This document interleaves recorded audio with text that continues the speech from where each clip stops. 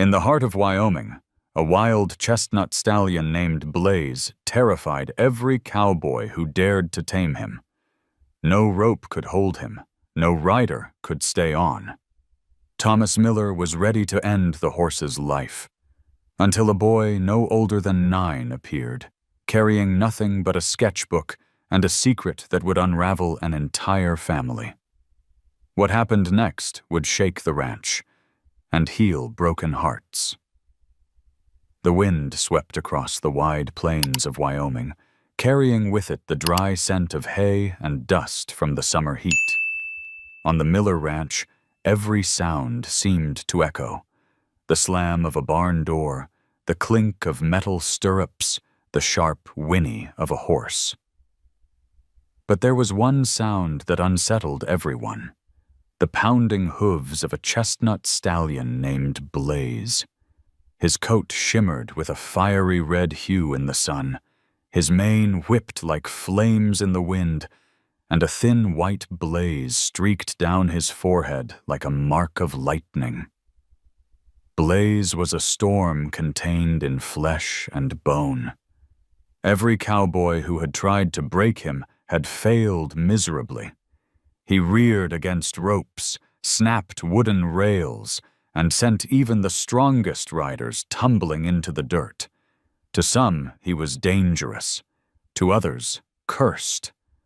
But to Thomas Miller, the 62-year-old ranch owner, Blaze was a burden he could no longer shoulder.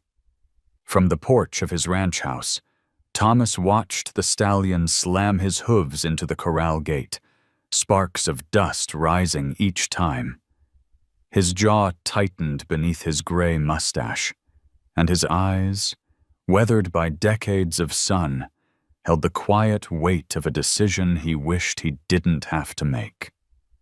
"Tom," said Evelyn, his wife, stepping onto the porch with a gentle hand on his shoulder.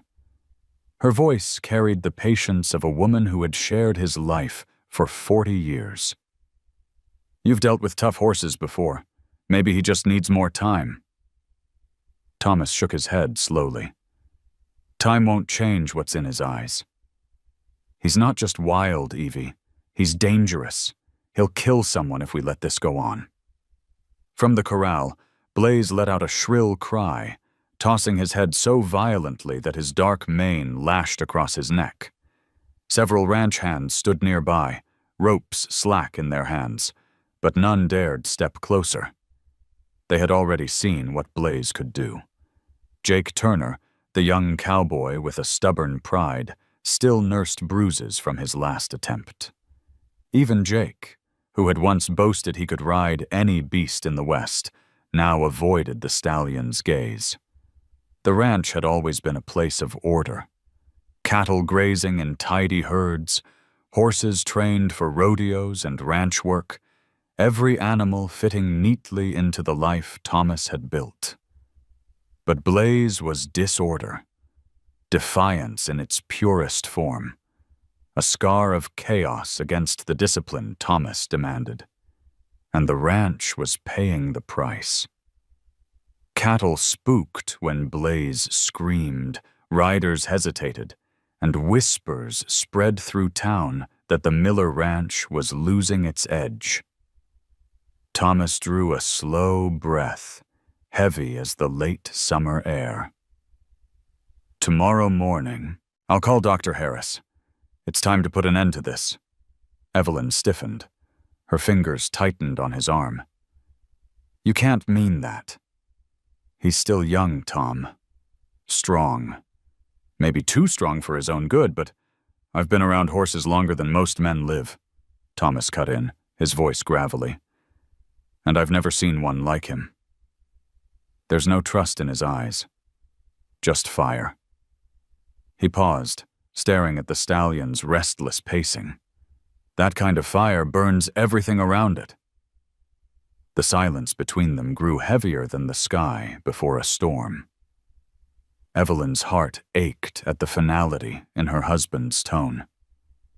She had seen him gentle mustangs with nothing but patience, had watched him mend broken bones and broken spirits. But this time, Something deeper weighed on him. Something she couldn't name. The sun dipped lower, painting the fields in a wash of amber light. Blaze halted at the far end of the corral, sides heaving, nostrils flaring. For a moment, his gaze lifted toward the porch, locking eyes with Thomas.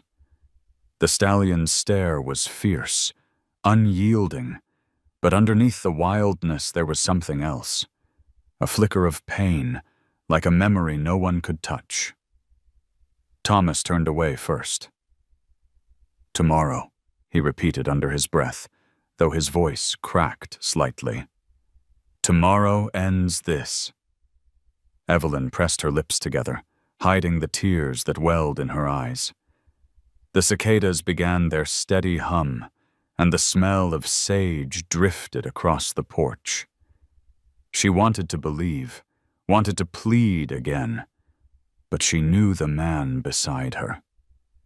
Once Thomas Miller set his jaw, it was like stone against the river. Nothing moved it. Yet as the evening deepened, Evelyn couldn't shake the image of Blaze's eyes. The fury, yes, but also the grief hidden behind it. She whispered a silent prayer that something, someone, might arrive before morning to change her husband's mind. The stallion screamed once more into the twilight, a sound that seemed to carry far beyond the ranch, over the rolling hills, into the unknown. And though Thomas didn't know it yet, that cry was not a farewell. It was a call. Morning came with a sky brushed in pale orange and the faint chill of Wyoming dawn. The ranch stirred early, the smell of coffee and dust mingling as men gathered around the corral. All eyes rested on the fiery chestnut stallion. Blaze pawed the dirt with restless energy, each stomp a warning, each breath steaming in the cool air.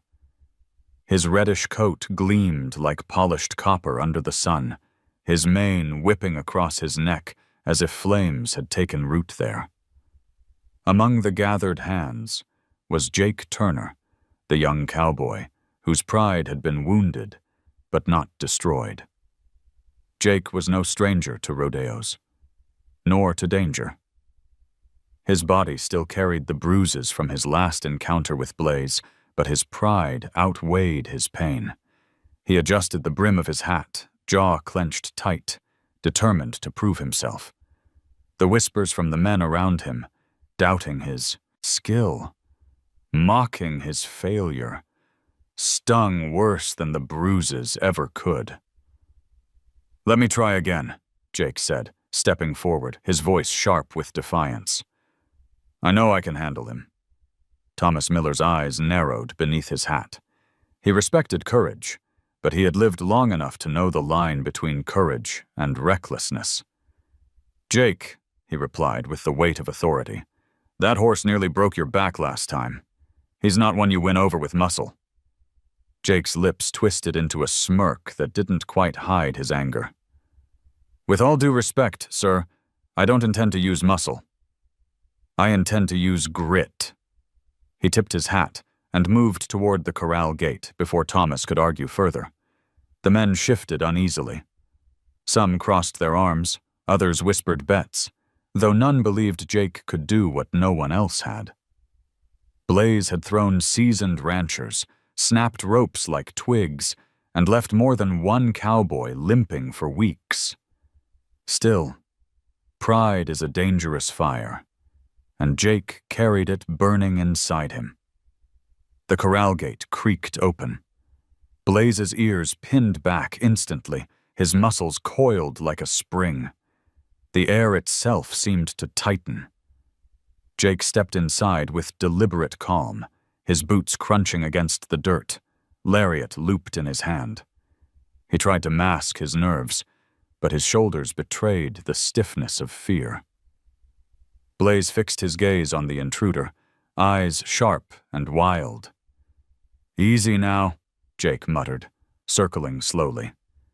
"You're not the first Mustang I've seen." But Blaze wasn't like the others. He lowered his head, nostrils flaring, then erupted forward without warning. The stallion lunged with terrifying speed, forcing Jake to leap sideways. The crowd gasped as Blaze reared, hooves slamming the air where Jake had stood moments before.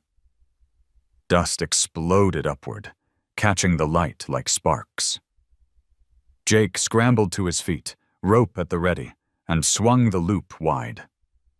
For an instant, it seemed he might catch the stallion. But Blaze twisted mid-stride, faster than instinct, faster than thought. The rope fell uselessly against the dirt. The stallion bucked, back legs lashing out, and Jake stumbled backward, barely missing a blow that could have shattered bone. "Get out of there!" one of the hands shouted, gripping the fence. But Jake refused. Shame burned hotter than fear. He charged again, swinging the rope with desperate force. Blaze's eyes flared with something almost like contempt. He pivoted sharply, driving Jake back against the rails. The young cowboy's hat flew off as Blaze's hooves struck the wooden post, the crack echoing like a rifle shot. Splinters rained across Jake's shoulder. "Enough!" Thomas barked, stepping forward. His voice cut through the chaos, but Blaze didn't stop. The stallion wheeled again, circling Jake like a predator. Jake tried one final throw, but his hand shook and the loop faltered. Blaze lunged, and Jake dropped the rope entirely, diving aside into the dirt. He rolled, scrambled, and barely slipped through the gate as two ranch hands yanked it open. The corral slammed shut behind him. Jake collapsed to his knees in the dust, chest heaving, face pale beneath the grime. Around him, the men were silent, the weight of what they had witnessed pressing down. Blaze stood tall in the center of the corral, chest rising and falling like a drumbeat, mane whipping, victorious. Thomas exhaled slowly, his expression hard as weathered stone. He walked toward Jake, not with anger, but with a disappointment heavier than any scolding. "Son," he said quietly, "there are some fires you can't fight. You can only respect them, or burn." Jake's jaw trembled, but pride forced him to look up. His eyes were glassy, fury and humiliation locked together. "I would have had him if you'd given me more time." Thomas studied him for a moment, then shook his head. "No, Jake. You would have been broken, same as every man before you. That horse isn't yours to conquer." Jake rose shakily to his feet, brushing dirt from his shirt, though it did nothing to hide the trembling in his hands. He wanted to argue, but the truth pressed in from every side. Blaze had beaten him cleanly, utterly, and the sting of failure was worse than the ache in his ribs. The ranch hands muttered among themselves as Jake limped away. Pride can be stubborn, but humiliation leaves scars deeper than bruises.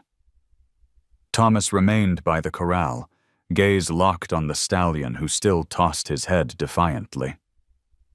Evelyn joined him quietly, her hands folded together, her face pale. "He'll never be tamed," Thomas said finally, his voice raw. "I've seen enough. Tomorrow, Evie. Tomorrow it ends." Evelyn's eyes glistened, but she said nothing. She knew her husband well enough to hear the finality in his tone.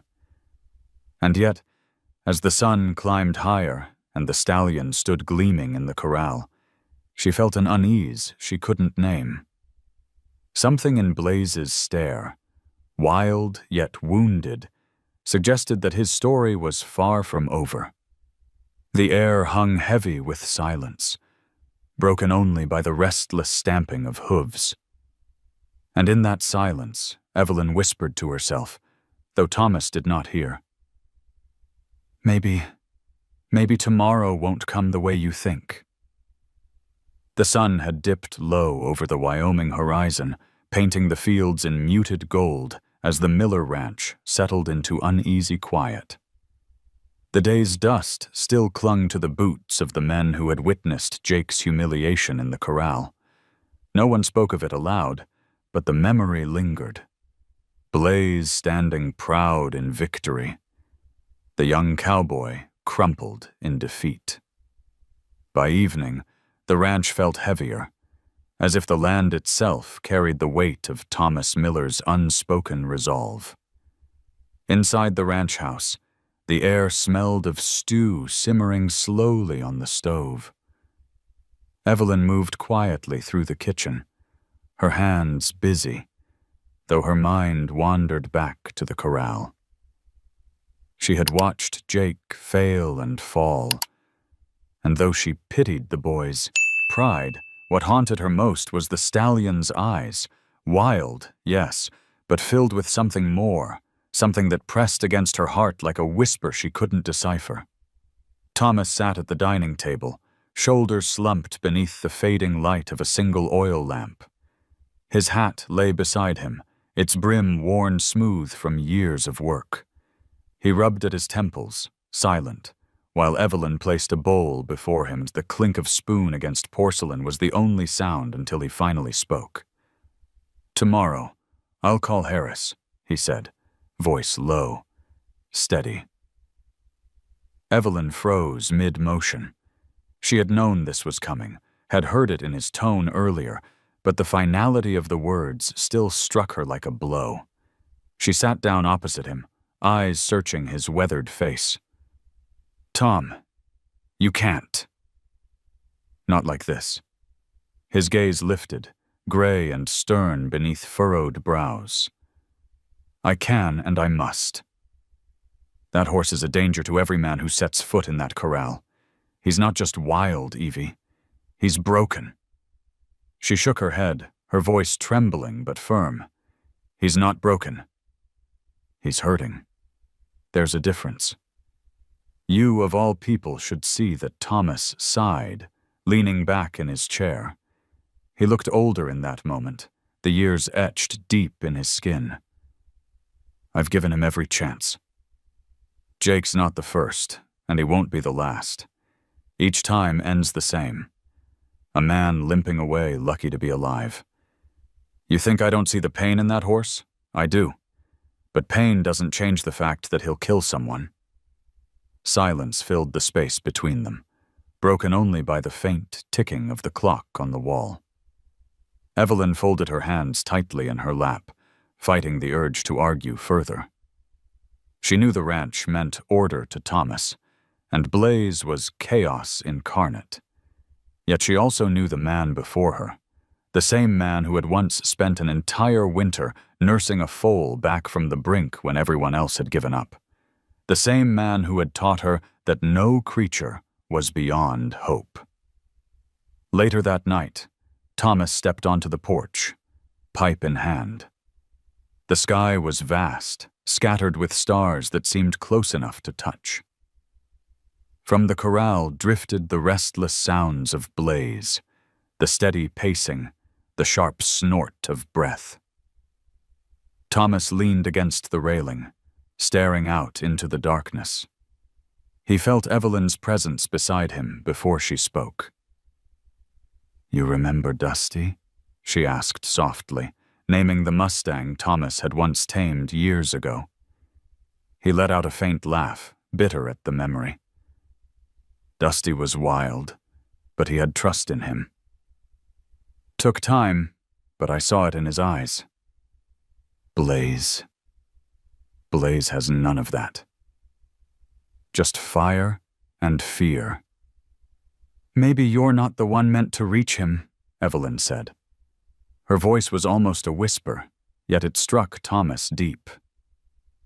"Maybe it's not about you at all." Thomas didn't answer. His gaze drifted toward the corral where Blaze's chestnut coat glimmered faintly in the starlight. The stallion lifted his head, as if sensing the eyes upon him. For a brief second, their gazes locked. Something flickered there, too fleeting to name, before Blaze snorted and turned away. By morning, Thomas's decision was set. At breakfast, he stood in the doorway, boots laced tight, hat in hand. "I'll ride into town and call Harris when I get back." By noon tomorrow, Blaze will be gone. His words were flat, unyielding. Evelyn didn't respond, but her heart rebelled against them. She watched him walk away, her chest heavy with sorrow.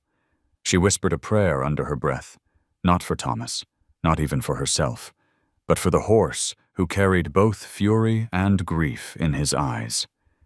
The ranch bustled with its usual rhythm that day, but an undercurrent of tension hummed beneath every task. Men avoided looking at the corral, where Blaze paced endlessly, his hooves striking the dirt with restless defiance. Even Jake, usually so loud and brash, kept to himself, his pride wounded too deeply for words. That evening, Thomas sat alone again on the porch. The land stretched wide and silent, shadows creeping long across the fields. His decision weighed heavy, but he clung to it with the stubbornness that had carried him through a lifetime on the ranch. He thought of the years spent building this life, of the order he had fought to maintain. Blaze threatened all of that. Ending it was the only way, or so he told himself. As the last light bled from the horizon, a sound drifted faintly across the fields. The distant creak of a bicycle wheel on gravel, growing closer, accompanied by the soft hum of tires against dirt. Thomas frowned, leaning forward. Few ever came down the ranch road uninvited. The sound drew nearer, breaking the evening hush. Evelyn stepped onto the porch beside him, her brow furrowed. "Who would be coming this late?" Thomas shook his head, watching as a figure emerged along the road. A child, riding a battered bicycle, hat too large for his head, a satchel bouncing against his side. Behind him followed a woman walking quickly to keep pace. The boy's small frame seemed fragile against the vastness of the plains, yet his posture was straight, his pedaling steady, his eyes fixed ahead with a purpose that belied his years. Blaze let out a sharp whinny from the corral, ears pricked, muscles taut. He had sensed them too. Thomas narrowed his eyes as the boy dismounted, dust rising around him. The child's gaze drifted past everything else. The ranch house, the men, the wide fields, until it landed on the stallion. Blaze froze, nostrils flaring, as if some unseen thread connected them across the distance. The air thickened, a silence stretching taut. Thomas felt something shift, though he couldn't name it. Evelyn's hand found his arm, squeezing gently. The boy tipped his hat politely, his voice clear in the quiet evening. "Sir, are you the owner of that horse?" Thomas's heart stilled. The question carried more weight than the boy could possibly know. The evening air was heavy with silence as the boy stood at the gate, dust settling around the wheels of his old bicycle. His hat, far too large for his head, slipped forward, shadowing a pair of clear blue eyes that seemed to look past everyone and everything, except the chestnut stallion pacing in the corral. Blaze halted mid-stride, ears pricked, nostrils wide, staring back as if he recognized the boy. The other ranch hands exchanged glances, shifting uneasily. Horses didn't freeze like that, not without a reason. Thomas Miller, still seated on the porch, studied the boy with the wary eye of a man who had spent his life measuring strangers. The woman who followed, the boy's aunt, by the look of her, wore a tired expression, her apron still dusted with flour from her shift at the diner in town. She stopped a few paces behind, breathing heavily, as if embarrassed to have been dragged here. The boy straightened his back, holding his hat in both hands now, and spoke with a politeness that contrasted sharply with the boldness in his words. "Sir, I came for that horse." The ranch yard went silent, Even the cicadas seemed to pause their song. The men leaned against the fence, skeptical grins tugging at their mouths. Jake Turner, still sore from his defeat, let out a sharp laugh. "You? That horse nearly killed me, kid. He'll tear you apart before you can blink." But the boy didn't flinch. His eyes stayed locked on Blaze, steady and sure. "He's not mean," he said quietly. "He's scared. I can help him." Thomas rose slowly from his chair, the wood creaking beneath him. He stepped down the porch steps, boots sinking into the dirt, and approached the boy. The ranch hands expected him to send the child away, but something in the old man's gaze was different. Half caution, half curiosity. "What's your name, son?" Thomas asked, his voice rough. "Ethan Parker," the boy replied without hesitation. His voice was clear, unwavering, though his hands tightened on his hat brim. "And what makes you think you can do what grown men can't?" Thomas's tone was even, though his words carried weight. Ethan glanced once more at Blaze, then back at Thomas. "Because I've seen him before. In my dreams. For weeks now. I know he isn't bad. He's just waiting for someone to listen." The ranch hands chuckled uneasily, whispering among themselves. Dreams? It sounded foolish. But Evelyn, standing quietly on the porch, felt a chill run through her. She had prayed for something, anything, to change the path her husband had chosen. Now, here was this boy, speaking with a conviction far too deep for his age. Mary, the woman who had come with him, finally stepped forward. "I told him it was nonsense," she said quickly, cheeks flushed with embarrassment. "But he wouldn't let it go. He said he had to come here. I'm sorry if he's causing trouble." Thomas regarded her for a long moment before turning back to Ethan. The boy's face was thin, his clothes worn and patched, but his eyes were bright, alive, as if they carried a fire that mirrored the stallion's. Blaze snorted suddenly, pawing the ground, but he did not charge. Instead, he stood at the edge of the corral, neck stretched, watching Ethan with a stillness none of the men had ever seen. Jake muttered under his breath, "This is ridiculous." But even he couldn't tear his eyes from the sight. Thomas's jaw tightened. Everything in him told him this was foolish, dangerous. And yet, he couldn't ignore the way the horse had changed the moment the boy appeared. Blaze was still fire, but his flames flickered differently now. "You don't know what you're asking," Thomas said finally. "That horse isn't a friend. He's a storm that'll swallow you whole." Ethan met his gaze steadily. "Maybe storms just need someone who isn't afraid to walk through them." The words struck deeper than Thomas expected. He was reminded suddenly of a time long ago when his own daughter had said something similar, when she had begged to keep a foal no one thought would survive. He pushed the thought aside quickly, burying it under years of silence. The boy took a hesitant step closer to the fence, his hand tightening around the brim of his hat. Blaze's ears flicked forward, his body tense, but not hostile. The stallion's eyes followed Ethan with unnerving intensity, as if the boy carried some unspoken key. Mary reached out, grabbing Ethan's shoulder. "That's enough," she hissed. "We're leaving." Now, but Ethan didn't move. His voice was quiet, but resolute. "Please, sir. Just let me try once. If I'm wrong, I'll leave, and you'll never see me again." The yard held its breath. The men shifted uncomfortably, torn between laughter and unease.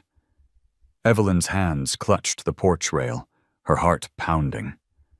Thomas stared at the boy, the firelight of the stallion reflected in those clear blue eyes. And though he wanted to say no, though every instinct screamed against it, something in him faltered. He thought of Blaze's eyes that morning, filled not only with rage, but with a pain he couldn't name. And now here was this boy, carrying the same unyielding certainty he once recognized in his daughter. Thomas's voice came out low, almost reluctant. "One chance, but you'll stay by me. The first sign of danger, you run. Understand?" Ethan's lips curved into a faint smile, relief shining in his eyes. "Yes, sir." "Just one chance is all I need from the corral." Blaze let out a long, low breath, as though the stallion himself had heard, and agreed. Morning broke over the ranch in a blaze of orange and red, the kind of sunrise that seemed to set the plains on fire. Dew clung to the grass, and the air smelled sharp with sage and dust. The ranch hands gathered around the corral, whispers curling between them like smoke. Word had already spread. The strange boy who came on a battered bicycle had convinced Thomas Miller to give him a chance with the wild chestnut stallion. No one quite believed it, yet none dared miss the spectacle. Blaze stood restless in the corral, his reddish coat gleaming like copper beneath the rising sun. He pawed at the dirt, tossing his head, nostrils flaring as if he knew something unusual was about to happen. His dark eyes flicked from man to man until they found the small figure standing at the gate. Ethan Parker clutched his oversized hat in one hand, his sketchbook in the other, his thin shoulders straight despite the weight of so many eyes. Thomas loomed nearby, stern and watchful, his hand resting on the latch of the gate. Evelyn stood just behind him, her heart tight with worry. Mary, pale and anxious, gripped her nephew's shoulder and whispered frantically for him to reconsider. But Ethan shook his head. His voice was steady, almost eerily calm for a child. "I'm not afraid, Aunt Mary. He won't hurt me." Jake Turner leaned against the fence, arms crossed, his pride still raw from his own failure. "This is madness," he muttered, loud enough for everyone to hear. "If that horse won't take me, he sure as hell won't take a kid." But though his words dripped with scorn, his eyes never left Blaze. Thomas's voice cut through the murmurs, gravelly and firm. "Remember what I said. One sign of danger, and you run. Do you understand?" Ethan nodded. "Yes, sir." The gate creaked as Thomas swung it open, the sound echoing across the hushed yard. Ethan stepped inside, the dirt crunching softly beneath his worn shoes. For a long moment, nothing moved. Blaze stood like a statue, ears pricked, every muscle taut. The men held their breath, waiting for the inevitable explosion. But Ethan didn't rush forward. He simply stood there, a few feet inside the corral, lowering his sketchbook slowly to the ground. He spoke softly, words no one else could quite catch. His voice carried a rhythm, gentle as wind through tall grass. The boy's hat slipped lower over his brow, shadowing his face, but his eyes never left Blaze's. The stallion snorted, tossing his head once, twice. His hooves struck the ground with warning, but he didn't charge. Instead, he inched sideways, watching the boy as though trying to solve a puzzle. Ethan took a single step closer, slow and deliberate, his hands open at his sides. Thomas's fingers tightened on the rail. Every instinct told him to pull the boy out, to stop this before it turned bloody. But something rooted him in place, the same something that held every man silent along the fence. Ethan whispered again, "You're not bad." You're just scared?" The words reached Blaze, though no one could explain how. The stallion's ears flicked forward, his breathing slowed. He took one hesitant step toward the boy, then another. Dust rose in tiny puffs beneath his hooves. The yard was so quiet, the creak of the leather saddle slung over the rail sounded like thunder. Evelyn clutched the rail, her knuckles white. Jake's mouth fell open. The boy raised one hand, palm outward, not forcing, not demanding, only offering. Blaze's chest heaved, his breath washing hot across the air between them. Then, impossibly, he lowered his head. The stallion's muzzle brushed the boy's outstretched fingers. Gasps broke the silence. One of the ranch hands cursed under his breath, unable to believe his eyes. Evelyn's tears spilled freely. Even Thomas, hardened by decades of ranch life, felt something crack deep inside him. He had seen men risk their lives. He had seen Mustangs broken with ropes and force. But never this. Never a horse choosing trust on his own. Ethan's lips curved in a faint smile. He murmured something else, his fingers brushing Blaze's blaze of white down his forehead. The stallion closed his eyes briefly, as though savoring the touch. It was not surrender. It was recognition. The moment shattered when Blaze suddenly lifted his head, startled by the cry of a hawk overhead. His muscles bunched, his body twisting, and for an instant it seemed he might rear again. Thomas lurched forward, ready to yank the boy out, but Ethan only pressed his hand against Blaze's neck and whispered, "It's all right. I'm here." To everyone's shock, the stallion steadied.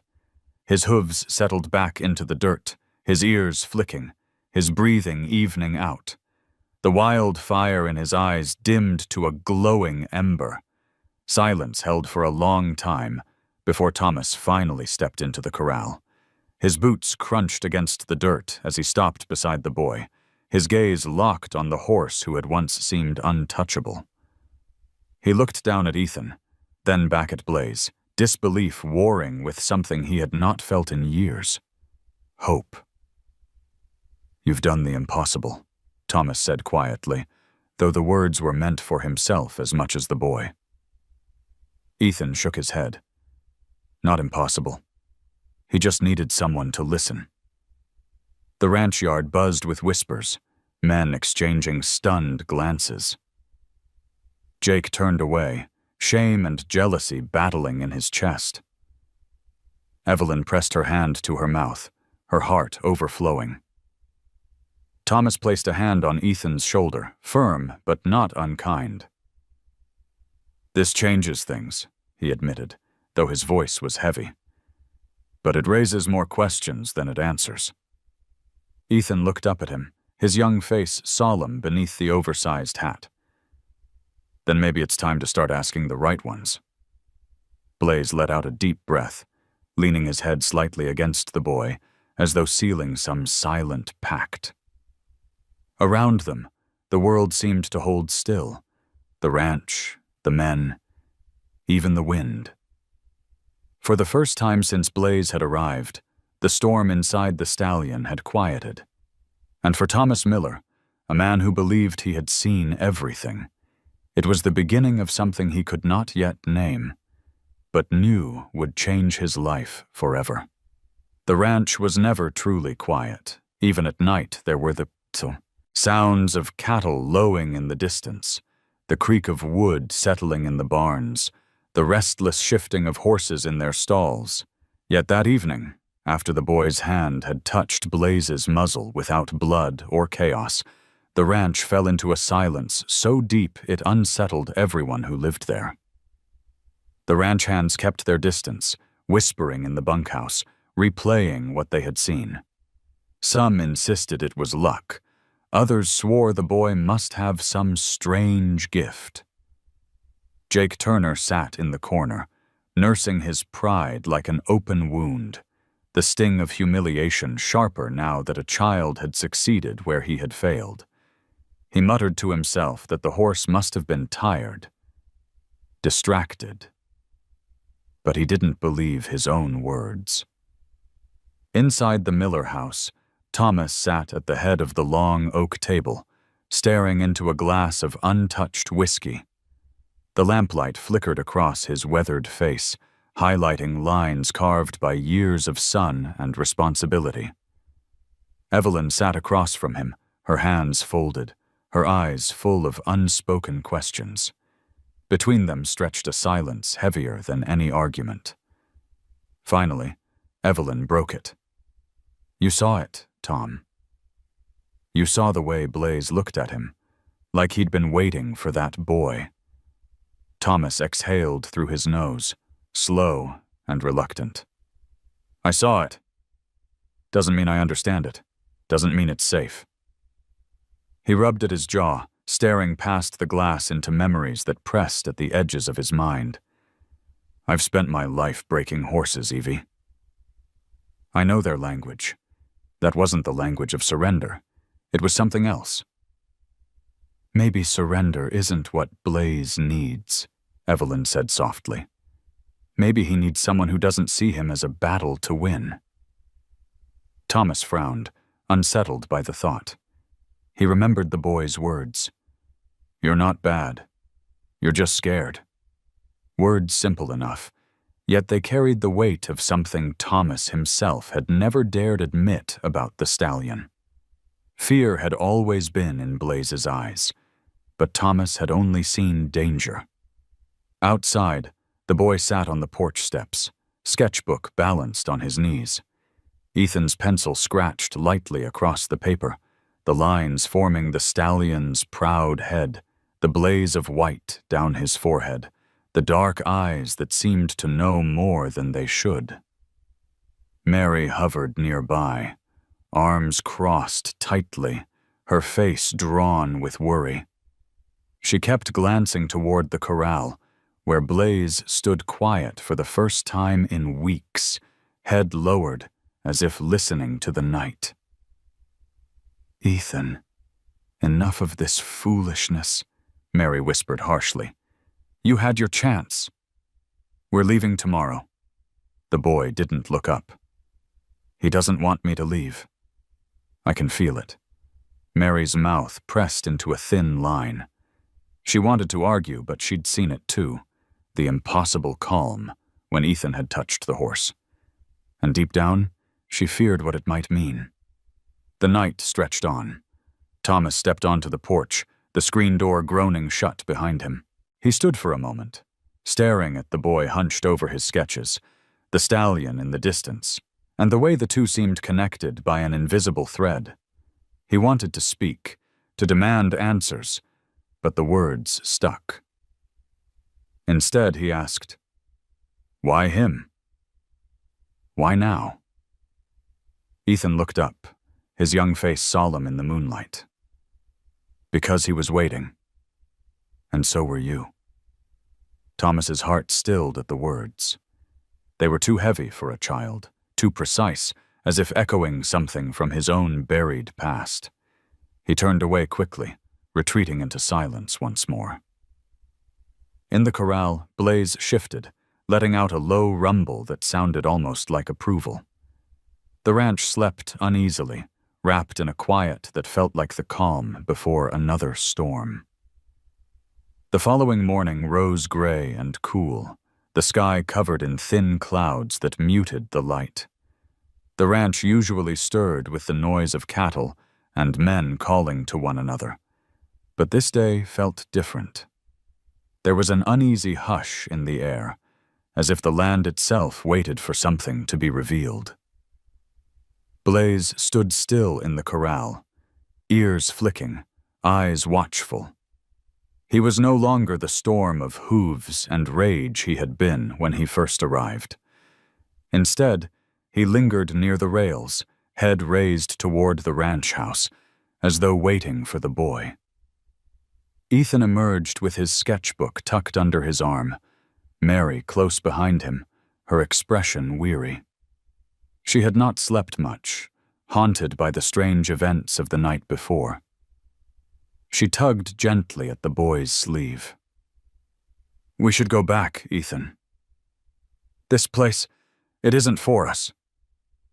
But Ethan shook his head, his gaze already fixed on Blaze. "It is for me. I know it. He's part of me somehow." The words unsettled her more than she cared to admit. She wanted to argue, but before she could, Thomas appeared on the porch, his broad frame filling the doorway. He had the look of a man who hadn't slept either, his eyes shadowed, his jaw tight. Evelyn stood a step behind him, her face full of quiet worry. "Mrs. Parker," Thomas said, addressing Mary with a formal politeness that surprised her. "I'd like a word." Mary stiffened, instinctively drawing Ethan closer to her side. "About what?" "About why you came here," Thomas replied. His voice carried no anger, only the weight of something unsaid. The boy looked up at his aunt. "Tell him, Aunt Mary." "Please," Mary's lips pressed together. She shook her head. "It's not your business, Mr. Miller. We just came because he insisted. That's all." But Thomas didn't move, didn't blink. His gaze was steady, piercing in the way only a man who had seen too much could manage. "That horse didn't arrive here by chance. And that boy didn't either. You know something. I can see it plain." The silence between them thickened until Evelyn stepped forward, her voice gentle but firm. "Mary, whatever you're holding back, keeping it hidden will only make things worse. For the boy, for the horse, for all of us." Mary's composure faltered. She looked away toward the hills, her throat working as though she were swallowing words she had carried for years. Finally, she spoke, her voice low. "Emily, that's why we're here." The name struck Thomas like a blow. His breath caught, his hands curling at his sides.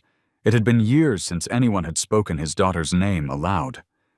Mary went on, each word pulled from a place of pain. "Emily was Ethan's mother. She's gone now. 2 years. Heart trouble, the doctor said. I've raised him since then." The boy clutched his sketchbook tighter, his eyes wide, as though he hadn't known she would reveal so much. He looked from his aunt to Thomas, confusion swirling in his young face. "My mom, you knew her?" Thomas's chest ached. He swallowed hard before answering. "She was my daughter." Gasps rippled among the ranch hands nearby. Even Evelyn covered her mouth, her eyes filling with tears. The truth, buried for so long, had surfaced at last. Mary's voice trembled. "She never told you." She didn't think she could. There were too many things, too many regrets. When Blaze came to us, she swore he carried a piece of her past. She kept him until she couldn't anymore. After she passed, I sold him to a trader because I had no way to keep him in town. I never imagined he'd find his way back here. Thomas's eyes closed briefly. Memories flooded him.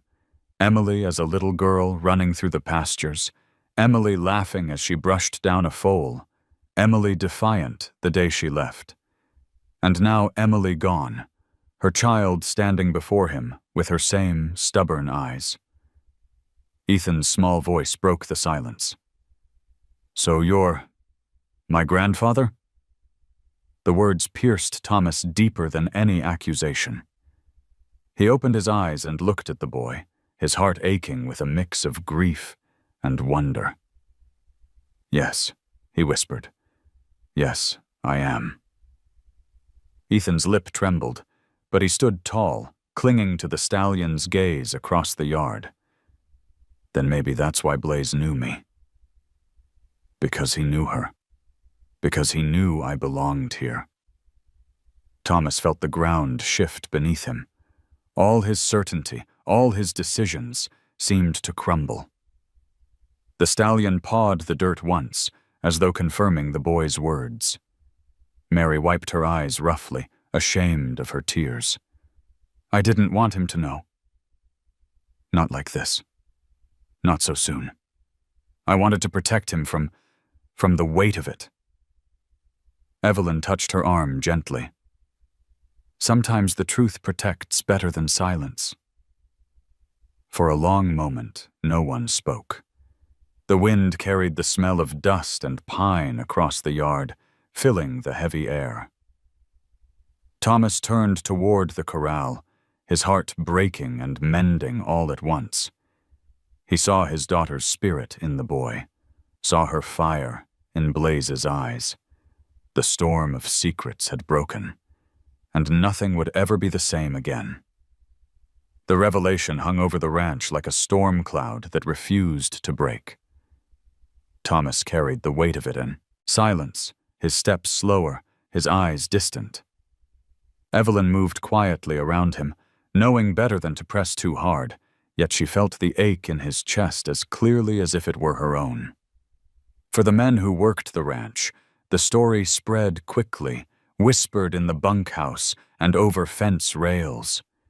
The boy wasn't just some drifter with strange dreams. He was blood, kin to the Miller name. Ethan felt it too, though in a way no child should. He had always sensed there was more to his life than his aunt's weary explanations, but hearing it spoken aloud left him with questions he couldn't untangle. He wandered to the corral that evening, sketchbook tucked under his arm, his thin frame silhouetted against the fading sun. Blaze lifted his head immediately, ears pricked, nostrils flaring, and for a long moment the two simply stared at each other. Without speaking, Ethan slipped between the rails, moving with the same steady patience he had shown before. The stallion shifted, but didn't retreat. Dust rose beneath Ethan's shoes, swirling in the low light, as he approached with a quiet confidence that belonged to someone far older than 9. He reached out his hand again, and Blaze lowered his head, pressing the soft velvet of his muzzle into the boy's palm. It was more than trust. It was recognition. From the porch, Thomas watched, his chest tightening. He remembered Emily at that age, the way she had slipped into pastures against his orders, fearless, certain that every creature could be gentled with kindness. He had scolded her for it, demanded she stay away from horses too wild to trust, yet deep down he had admired her courage. Now her son stood where she once had, unafraid, carrying the same fire in his eyes. You see it, don't you? Evelyn's voice broke into his thoughts, soft but insistent. She had come up beside him without a sound, her gaze fixed on the boy and the stallion. It isn't chance. It's something deeper. They were meant to find each other. Thomas didn't answer. Words seemed too small. In the corral, Ethan pulled his sketchbook from under his arm and opened it with his free hand. The pages fluttered until he found the drawing he'd made the night before. Blaze's proud head, his eyes shaded dark with longing.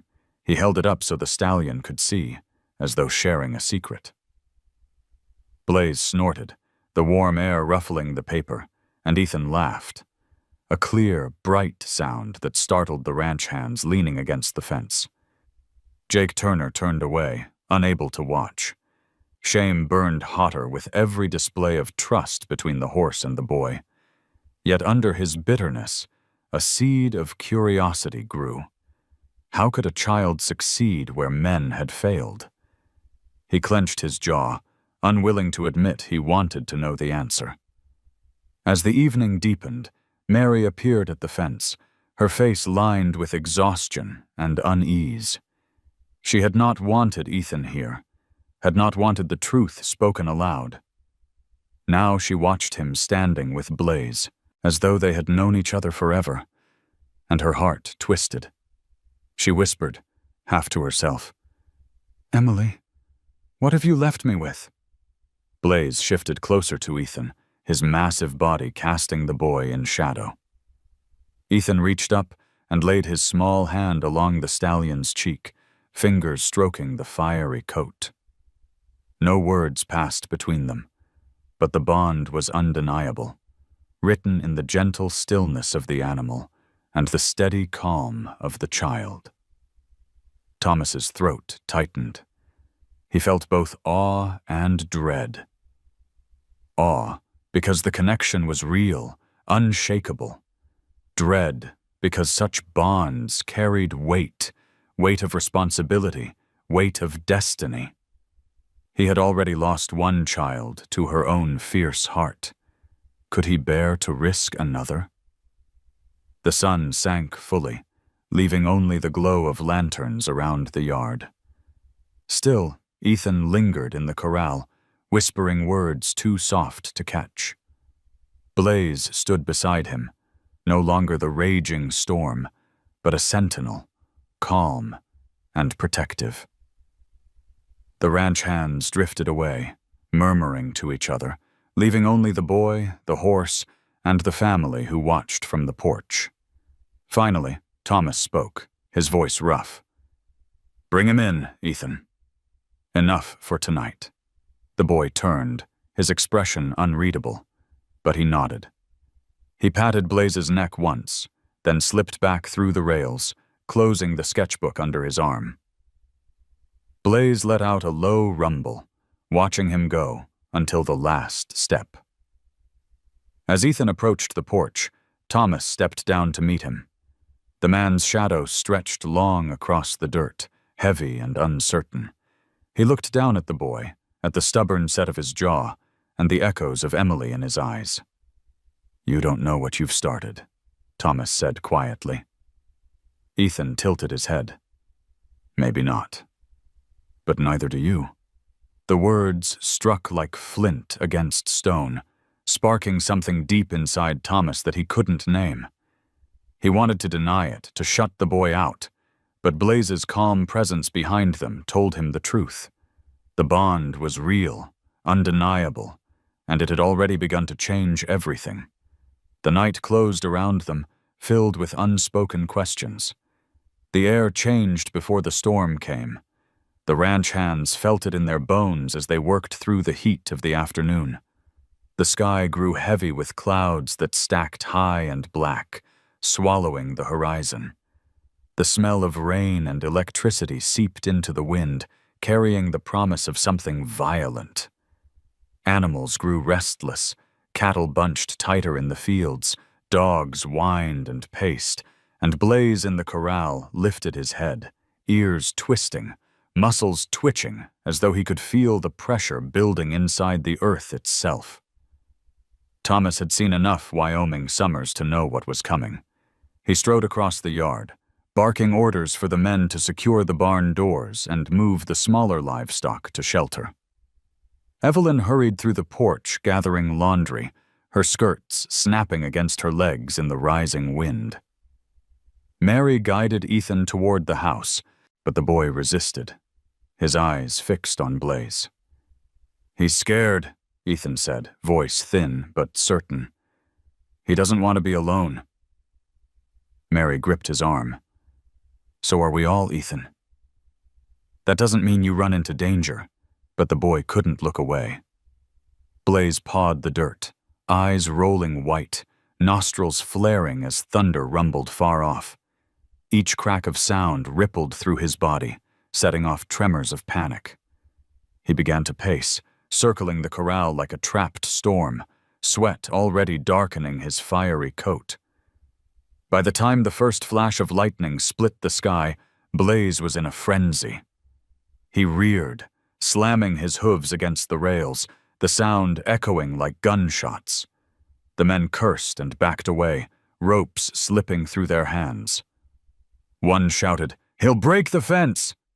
Thomas grabbed for a lead rope, but Evelyn's cry stopped him. "Tom, don't!"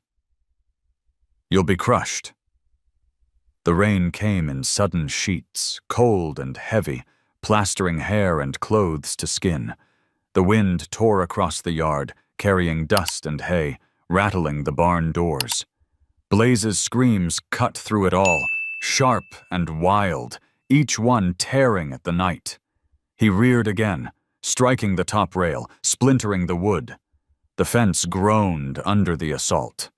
Before anyone could stop him, Ethan broke free from Mary's grip. The boy dashed through the rain, straight toward the corral. "Ethan!" Mary's scream was lost in the storm. The men lunged to grab him, but he was too quick, slipping between arms and mud-slick ground.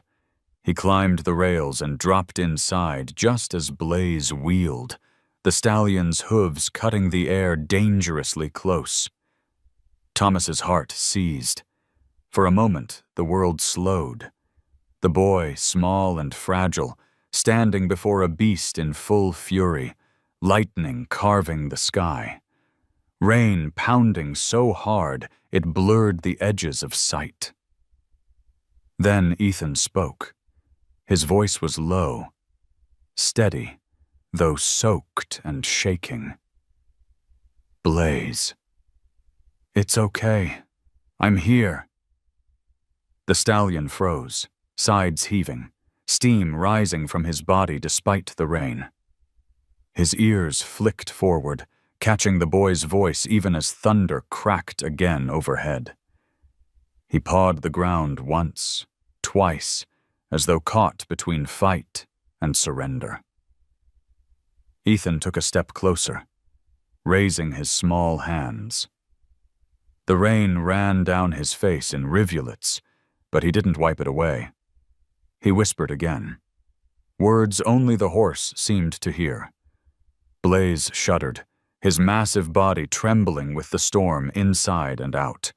Another flash of lightning struck, so close the ground shook, and the stallion bolted forward, straight at the boy.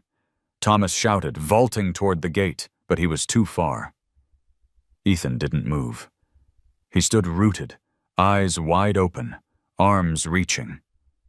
Blaze stopped short, skidding in the mud, throwing up clumps of dirt. He lowered his head, chest heaving, and pressed it against Ethan's small frame, his muzzle burying into the boy's shoulder. The sound that came from the horse was not rage, but a deep, guttural groan, almost like grief. The ranch fell silent despite the storm raging around them.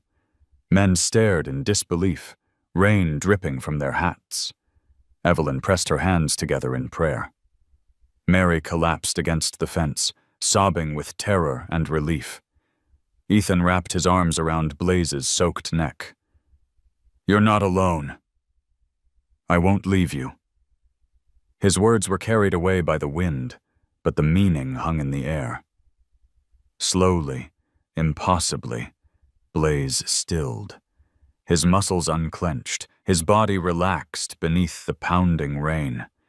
He let the boy guide him to the center of the corral, away from the broken rails. They stood together there, boy and beast, while the storm lashed the world around them. Thomas finally entered, his boots sinking deep into the mud. He stopped a few feet away, watching the impossible unfold. His voice, when it came, was thick with awe. "I've never seen anything like it."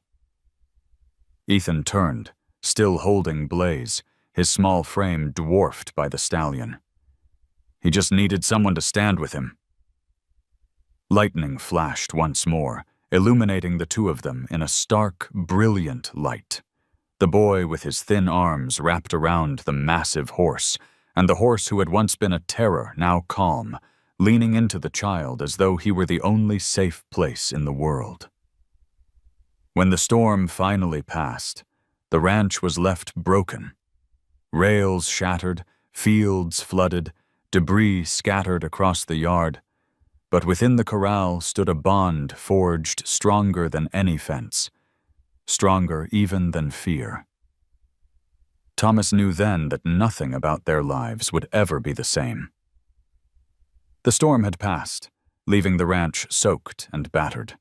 Broken rails leaned drunkenly, puddles spread across the yard like mirrors of a restless sky, and branches littered the dirt road. But in the center of the chaos, one image lingered in every mind. Ethan, drenched to the bone, standing unafraid as Blaze pressed his head against the boy's shoulder. By dawn the next day, the ranch was alive with the sounds of repair. Men hammering boards, cattle being herded back to safer ground, and dogs barking at the scent of overturned earth. Yet no matter how much work was done, no one could shake the memory of what they had seen.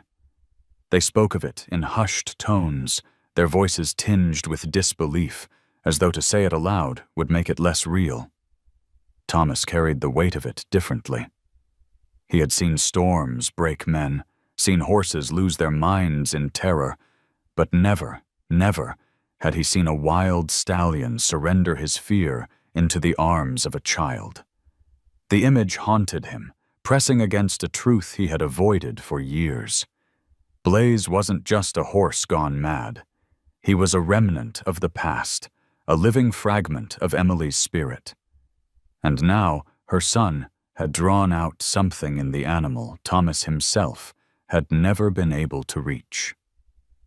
That evening, when the men retired to the bunkhouse and the yard quieted again, Thomas found Ethan sitting alone by the corral. The boy's sketchbook lay open on his lap, pages blurred where rain had smudged the pencil lines. Blaze stood nearby, calmer than Thomas had ever seen him, ears flicking contentedly as he grazed at what little grass poked through the mud. "You should be inside," Thomas said, his voice gruff but not unkind. Ethan didn't look up. "I wanted to make sure he's all right." Thomas stepped closer, his boots squelching in the wet ground. He leaned against the rail, eyes on the stallion. "He's tougher than he looks." "He'll be fine." Ethan finally glanced up, his eyes clear but questioning. "So why does he act like he's carrying something too heavy for him?" The words cut deeper than Thomas expected. He studied the boy, seeing so much of Emily in the tilt of his chin, the stubborn calm in his gaze. For a long moment, Thomas said nothing. Then, as though the dam inside him had finally cracked, he lowered himself onto the rail and spoke. "There are things you don't know, Ethan. Things I should have told you sooner." His voice was low, weighted with years of silence. "Your mother, she was fire, just like you. She loved this ranch, loved the horses, but she carried her battles quietly. Blaze wasn't just any horse to her. He was a gift." Ethan's brow furrowed. "From you?" Thomas nodded slowly. "On her 18th birthday. She'd spent years helping me with the colts, sneaking into pastures when she thought I wasn't watching. I gave her Blaze when he was a foal, said maybe he'd teach her patience, or maybe she'd teach him trust. For a while, it seemed like both Ethan's eyes widened. He turned toward the stallion, wonder filling his face. "So he remembers her." Thomas's throat tightened. "A horse doesn't forget." "Not kindness, not pain. When Emily left, she took Blaze with her. I thought I'd lost them both for good. I didn't know she had you, didn't know she was sick. I only found out when Mary showed up here." Silence fell heavy between them, broken only by Blaze's steady chewing. Ethan closed his sketchbook carefully, his small hands trembling. "All this time, you were my grandfather, and you didn't even know?" Thomas's voice cracked as he answered. "Didn't know. But I should have. Maybe if I'd tried harder, asked more questions, she wouldn't have carried so much alone. Maybe she'd still—" He stopped, unable to finish the sentence. Ethan's lip trembled, but he held himself steady. "She used to tell me dreams were important. That they were how people we loved spoke to us after they were gone. I think that's why I dreamed about Blaze. She was telling me to find him, To find you. The words struck Thomas like a brand. He looked at the boy, his grandson, and saw not only Emily's eyes, but her belief in impossible things, her stubborn hope. And for the first time in years, he let the grief break through. He covered his face with his hands, shoulders shaking. Ethan hesitated, then slid closer, along the rail, placing a small hand on the old man's arm. It's okay. I found him. I found you too. Blaze lifted his head at that moment, snorting softly as though in agreement. The stallion stepped closer to the fence, pressing his muzzle against Thomas's shoulder. The old rancher froze, then slowly lowered his hands, staring at the animal with disbelief. For years, Blaze had only shown him rage, defiance. Now, as if carried by Emily's memory and Ethan's presence, he offered something different. Forgiveness. Thomas let out a shuddering breath. I've been carrying my own storm too long, he whispered, and it's time I let it go. The boy smiled faintly. That's what Mom wanted. For us not to be alone anymore. The confession hung in the air, binding man, boy, and horse together in a way words could never fully capture. The past had left scars, but in that moment, Thomas felt something he hadn't dared in years. Hope that healing was possible. And in the silence that followed, the bond between them deepened, unspoken yet undeniable. The ranch wore a fragile calm in the days after the storm.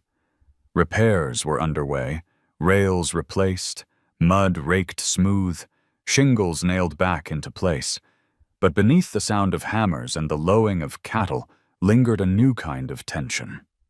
The truth about Ethan had reshaped everything. The boy moved with a newfound sense of belonging. Sketchbook always under his arm, Blaze never far from sight. Yet behind that belonging was a shadow, the absence of his father. Mary avoided the subject, but Thomas couldn't. He knew the truth was only half told, and unfinished truths had a way of festering. That evening, as the sun bled into the horizon and painted the plains in orange fire, Thomas sat at his desk, pen scratching across a letter. His words were blunt but heavy. You have a son. He deserves to know you. Come home. The letter traveled by train, carried across mountains and prairies, and in less than a week, it reached David Carter in Montana. A former Marine turned blacksmith, David had buried himself in work since leaving Emily years ago. He had not known she carried his child. The letter shook his world, his calloused hands trembling as he read the words again and again. 2 mornings later, the sound of a truck engine carried down the dusty road to the Miller Ranch. The men looked up from their chores, shielding their eyes against the glare. A weathered pickup rolled to a stop, and from it stepped a man tall and broad-shouldered, his hair dark but flecked with gray, his eyes shadowed by years of regret. He carried himself like someone used to command, but his hands twitched nervously at his sides. Ethan was by the corral with Blaze when he heard the engine. He turned, squinting, and saw the stranger step down. Blaze let out a sharp snort, ears pinning back, sensing the tension before Ethan could name it. Thomas came forward, boots grinding the dirt, his face unreadable. David, the man nodded, removing his hat. His voice was rough, strained. Got your letter. Evelyn appeared at Thomas's side, her expression cautious but not unkind. Mary lingered near the porch, her mouth tight, arms folded across her chest. And Ethan. Ethan stood frozen, clutching his sketchbook, staring at the man as if trying to piece together a picture he had never seen before. David's eyes landed on him at last. They softened, then brimmed with something between wonder and sorrow. "That's him." Thomas's jaw clenched. "Yes, that's Ethan." The boy swallowed hard, his voice barely a whisper. "You're my father?" David's breath hitched. He stepped closer but stopped short of the corral, his gaze darting from the boy to the stallion, looming protectively behind him. "I didn't know," he said quickly, desperately. "Ethan, I swear to you, I didn't know about you." "If I had, I never would have," his voice cracked. "I never would have left." The boy's face tightened, confusion and anger battling in his young features. "So you didn't leave me on purpose?" David shook his head fiercely. "No. Your mother never told me. By the time I found out, it was too late." The words fell heavy in the air. Ethan clutched the corral rail, his knuckles white, his eyes burning with questions too big for his age. Blaze pressed closer to him, the stallion's massive body shielding the boy, as though sensing the storm of emotions. Thomas broke the silence. "You've got a lot to answer for, David. But he deserves to hear it from you, not from anyone else." David's gaze returned to Ethan, raw with pleading. "I want to know you." "If you'll let me." The boy hesitated, then asked the one question that mattered. "Are you going to leave again?" David's throat worked as he forced out the truth. "Not if you don't want me to." "I'll stay, Ethan. I'll do whatever it takes." For a long moment, the boy said nothing. The ranch held its breath. Then Ethan turned to Blaze, resting his hand against the stallion's blaze of white. The horse snorted softly, eyes fixed on the man beyond the rails. Ethan whispered, "What do you think?" as if expecting the horse to answer. Blaze pawed the dirt once, then stilled, his gaze unwavering. Ethan looked back at David. "You can stay, but you have to prove it." To both of us, David's eyes filled, but he nodded firmly. "I will. I promise."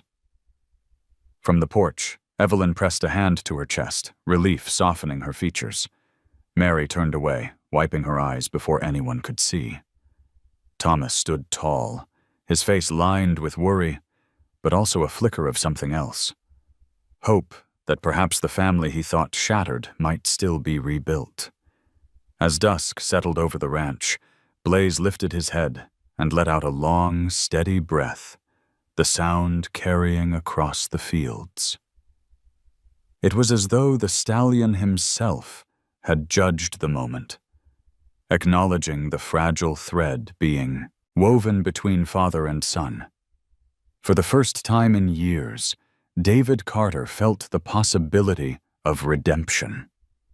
And for the first time ever, Ethan Parker knew what it was to stand before his father and hear him say, "I will not leave."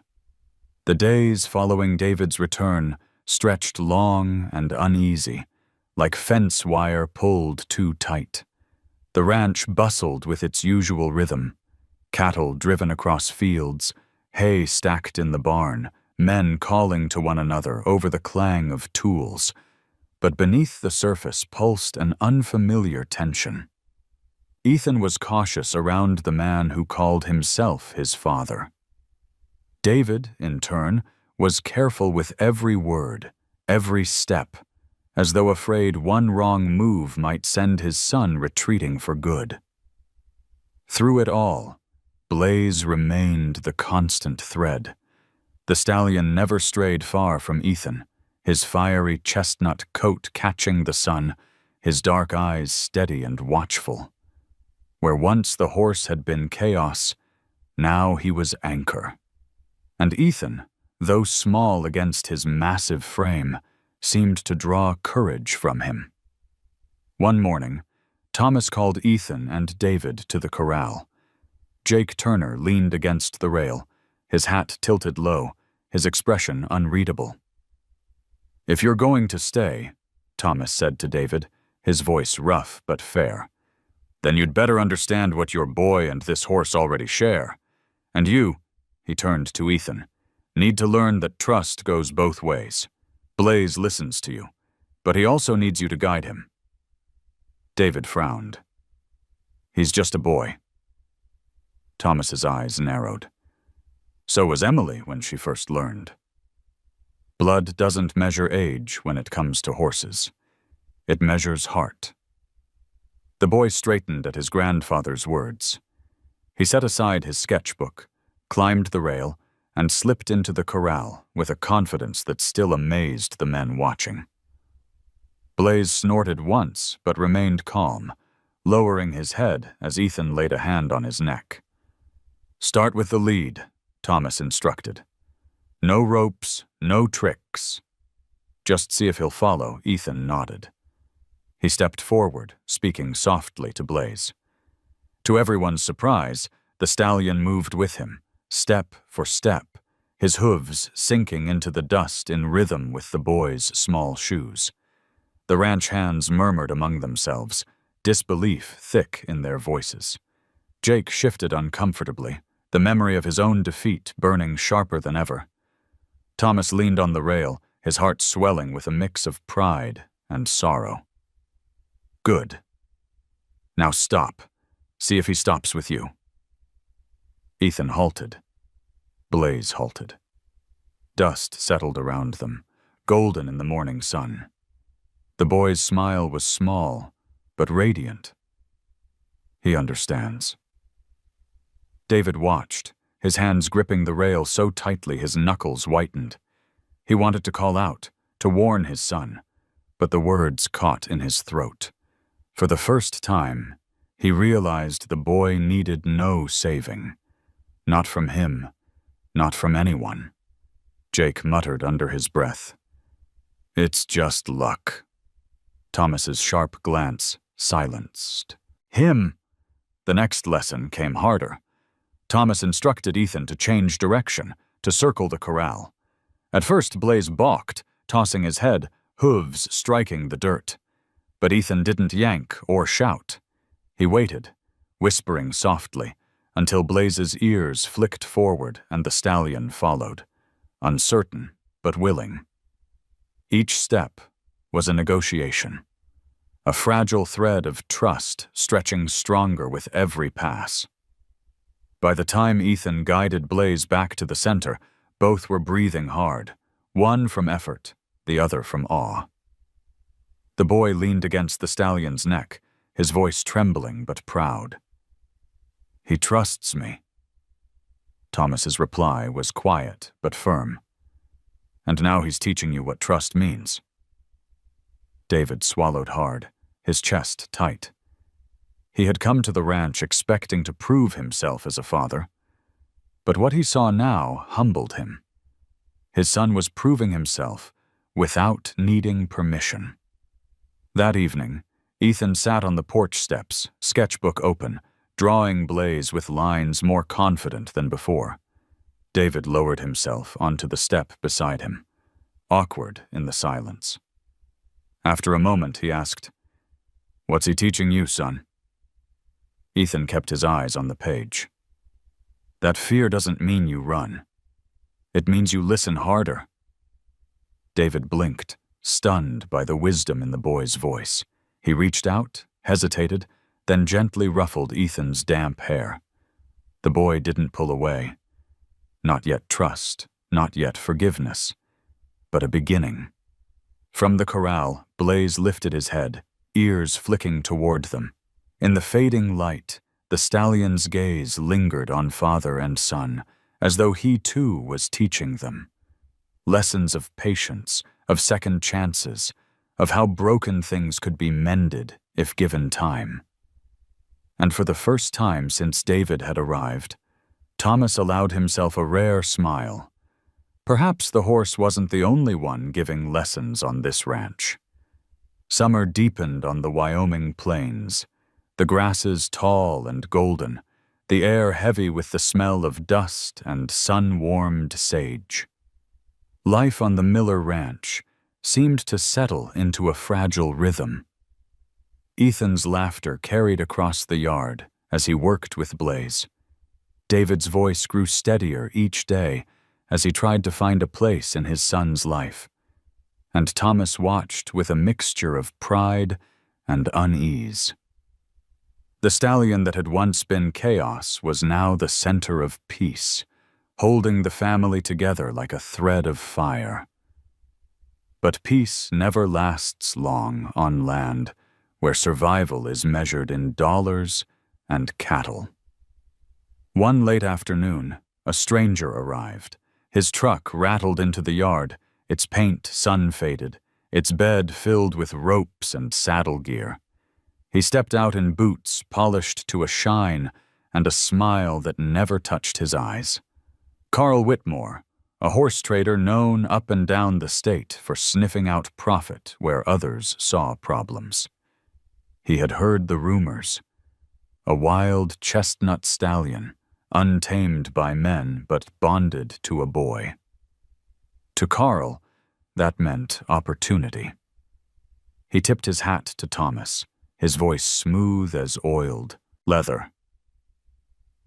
"Heard you got yourself a fireblood horse. A stallion with fight in him. Thought I'd come see for myself." Thomas stiffened. He didn't like Carl, never had. But hospitality ran deep in him, so he gave a curt nod. "You've heard wrong. He's not for sale." Carl's smile widened, the kind that made a man's skin itch. "Everything's for sale, Mr. Miller. Question's just the price, from the corral." Blaze threw up his head, ears flat, as though he recognized the threat. Ethan, who had been sketching in the shade, ran to the fence, his small frame bristling like a cub guarding a lion. "He's not yours," the boy said fiercely. Carl chuckled, feigning charm. "Kid's got fire too. But listen, son, horses like that, they're wasted on ranch work. With the right training, Blaze could fetch a fortune in rodeo, maybe even breeding stock. You'd be rich enough to never worry again." Ethan's eyes flashed. "He doesn't want rodeos. He wants to be here." The trader crouched, lowering his voice as if confiding. "Horses don't get to want, boy. People decide. And people pay." Before Ethan could answer, David stepped forward, his broad frame casting a shadow over Carl. "You'd best leave. Blaze isn't going anywhere." His voice carried the steel of a Marine, steady and unmistakable. Carl straightened, his smile thinning. "You sure about that? Ranch like this can't be cheap to keep. Accidents happen, fences break. And a horse like that, well, he's more danger than he's worth. Think it over." Thomas's jaw tightened, his fists curling. "I said he's not for sale. You'd do well to be off my land before sundown." Carl tipped his hat again, but the glint in his eyes was darker now. "Suit yourself? But don't say I didn't give you a fair offer." He climbed back into his truck, the engine coughing to life. Dust billowed as he drove away, but the unease he left behind settled heavier than any storm. That night, Ethan lay awake, staring at the ceiling of the small room he shared with his aunt. His hands clutched the sketchbook to his chest, the image of Blaze's proud head pressed against the paper. He whispered into the dark, "I won't let them take you. I promise." In the corral, Blaze stamped restlessly, as though he, too, had heard the promise. His ears flicked toward the house, his dark eyes glowing in the moonlight, burning with a defiance that mirrored the boy's. The ranch slept, but the threat lingered. Everyone felt it, like a coyote circling the herd, waiting for the right moment to strike. And for the first time since Blaze had returned to the Miller Ranch, the family realized the fight to keep him had only just begun. The days after Carl Whitmore's visit carried an uneasy stillness. Though the trader's truck had rumbled away in a cloud of dust, His words lingered like a shadow stretching long across the yard. Blaze sensed it too. He grew more restless at night, pacing the corral, ears flicking toward every sound in the dark. Ethan slept lightly, often creeping out to sit by the fence with his sketchbook, whispering reassurances as though his voice alone could guard the stallion from being taken. Thomas knew better. Men like Whitmore didn't leave things alone. When money smelled this sweet, they circled back, and the ranch, already strained by a dry season and thin profits, would look vulnerable to outsiders. He saw it in the eyes of his men. Loyal as they were, they worried. Every broken rail, every lost calf was another nail pressing down on the ledger. On Saturday, the town held its monthly livestock auction. Ranchers gathered to buy, sell, and trade, the air thick with dust, sweat, and the cries of penned animals. Thomas never liked these gatherings, but he went all the same, if only to keep a finger on the pulse of what others were whispering. Ethan begged to go too, and after some hesitation, Thomas agreed. Better the boy saw the world's rough edges than remain blind to them. David came as well, uneasy in his new role, but determined to stand beside his son. Sure enough, Carl Whitmore was there, leaning against a rail with a cigar clenched between his teeth. His polished boots gleamed, his smile oily as he spotted the Millers. He tipped his hat mockingly, then raised his voice so others could hear. "That wild stallion of yours. Word is he's worth more than half this yard put together. Shame to waste him on sentiment." Heads turned. Whispers rose. Ethan stiffened, clutching Thomas's sleeve, but the old man's hand came down firm on his shoulder. "Ignore him," Thomas muttered. But he could feel the weight of every eye. Ranchers lived by profit, and sentiment was a luxury few could afford. The auction rolled on, calves sold in lots, mares led through the ring, bids shouted sharp and fast. But Thomas's mind wasn't on the sales. He was turning over Carl's words, knowing the man would keep pressing until something broke. That evening, as the family returned to the ranch, they found Carl waiting at the gate in his truck. He leaned out the window, waving a folded contract. "Final offer," he called, his tone sharp now. "I'll pay more than any man would dare refuse. Enough to ease your debts for years." "All I want is the stallion." Ethan's cry split the air. "No!" He ran forward, planting himself in front of Blaze's corral as though his small body could be a wall.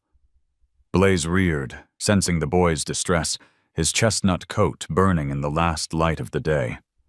Carl sneered. "Kid, you've got spirit, I'll give you that. But spirit doesn't pay bills." His gaze flicked to Thomas. "You know I'm right. Think of your men. Think of the ranch. This is your chance to save it." Thomas's jaw worked. He felt Evelyn's eyes on him, heavy with faith. David stepped closer, his voice steady. "If you sell that horse, you don't just lose him. You lose the boy, too." Ethan's small hands clenched into fists. "Blaze is family. You can't sell family." His words trembled, but they rang through the yard like a bell. Silence stretched. Every man, every beast, seemed to hold its breath. Finally, Thomas stepped forward, his boots grinding the dirt. He stopped between Carl and the corral, his frame straight, his voice iron. "Blaze isn't for sale. Not today. Not ever. He belongs here, with the boy, with this family." Carl's smile withered. He spat into the dust, fury flashing in his eyes. "You'll regret this, Miller." Then he gunned the engine, the truck roaring as it tore down the road, leaving only smoke and threats in its wake. Ethan collapsed against the corral, tears streaking his dust-stained cheeks. Blaze pressed his muzzle into the boy's chest, breathing slow and steady. grounding him. Thomas placed a hand on his grandson's shoulder, his voice rough with emotion. "You were right, Ethan. Family isn't something you sell." The ranch hands gathered nearby, silent witnesses to the choice that had been made. They knew the decision came with cost. Carl would not let this go, and debts still weighed heavy.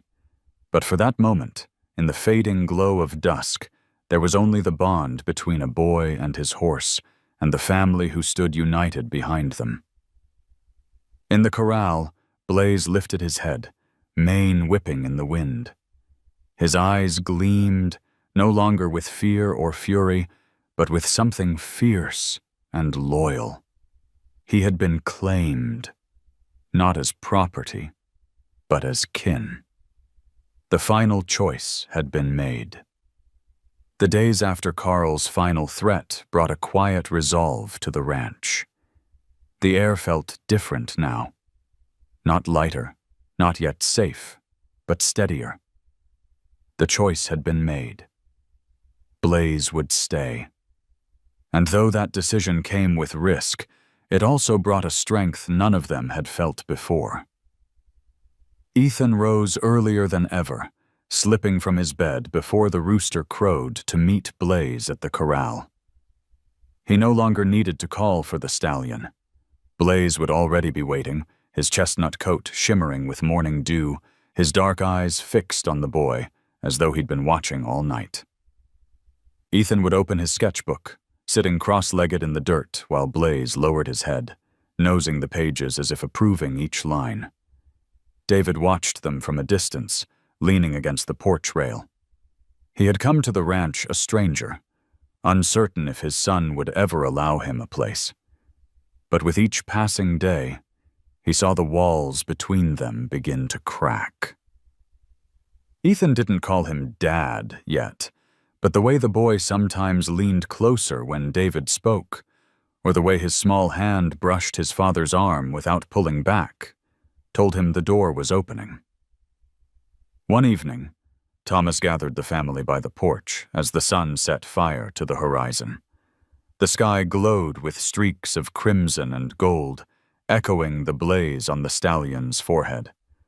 The ranch hands had finished their work and drifted toward the yacht bunkhouse, leaving only family in the yard.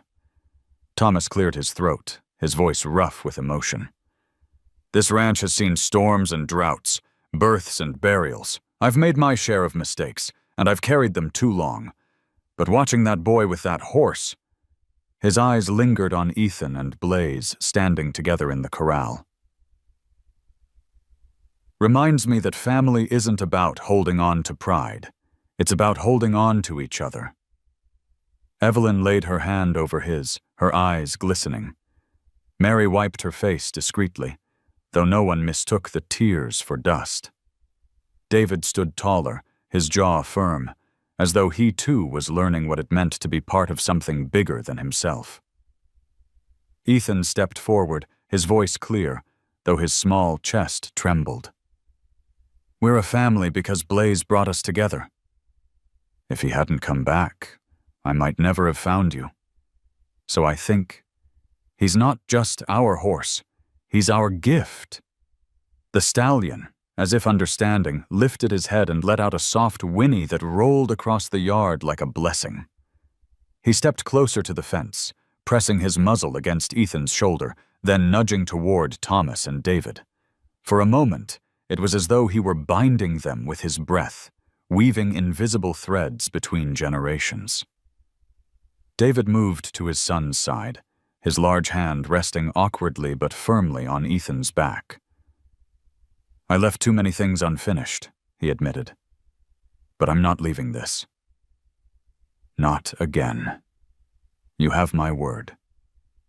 Thomas's gaze softened, pride and sorrow mingling in his eyes. "Then let's finish what Emily started." Together, the family stood united in the fading light, a circle of faces etched by loss, but bound by newfound hope. Blaze stood at the center, his fiery coat glowing like a beacon, no longer the storm that threatened to tear them apart, but the flame that had drawn them back together. Later, as stars spilled across the Wyoming sky, Ethan sat once more with his sketchbook. He drew not just Blaze this time, but the family gathered around him, the grandfather with his weathered strength, the grandmother with her quiet faith, the aunt with her fierce protection, the father with his vow of return, and at the heart of it all, the boy and his horse, side by side, their bond unspoken but eternal. He closed the book softly, whispering into the night. "Thank you, Blaze, for bringing me home." The stallion lowered his head beside him, mane brushing the boy's cheek. In the hush of the ranch, with coyotes calling in the distance and the wind rustling the tall grass, the family finally felt whole. Whatever storms might come, they would face them together. And for the first time in a long time, Thomas Miller believed, not in luck, not in profit, but in the healing fire of a boy, a horse, and the family they had rebuilt. And so, Blaze was more than a horse. He was the fire that brought a broken family back together. If this story touched your heart, let me know by dropping a simple 0 or 1 in the comments below. Don't forget to subscribe to the channel, because even more powerful stories of courage, love, and the bond between humans and animals are waiting for you in the next videos.